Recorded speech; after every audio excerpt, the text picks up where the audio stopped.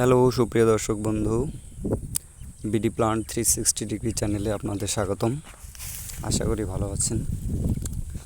হ্যাঁ দর্শক বন্ধুরা, আপনারা দেখতে পাচ্ছেন ধানের কচি চারাগুলি কিভাবে বাতাসে দোল খাচ্ছে। আমি আজকে আপনাদের সামনে এই কচি চারাগুলি সম্বন্ধেই আলোচনা করব। আমি আপনাদের দেখানোর চেষ্টা করি যে এই ক্ষেতের এই সবুজ চারাগুলি কীভাবে সুন্দরভাবে বেড়ে উঠেছে। কৃষক বন্ধুরা কত যত্ন সহকারে বেড টু বেড লাগিয়েছে। মোটামুটি চারাগুলি তৈরি হয়ে গেছে এবং অল্প কিছুদিনের মধ্যেই হয়তো তারা এই জমি থেকে তুলে নিয়ে এই চারাগুলিকে মূল জমিতে রোপণ করবে।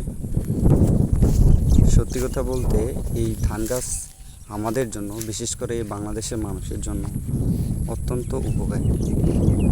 কারণ আমাদের প্রধান খাবার হচ্ছে ভাত, আর এই ভাত আসে মূলত চাল থেকে, এবং এই চাল উৎপাদন হয় যে গাছে, সেটি হচ্ছে ধান গাছ।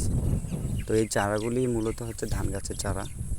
আমি দেখানোর চেষ্টা করতেছি যে এই চারাগুলি কিভাবে উৎপাদন করা হয়।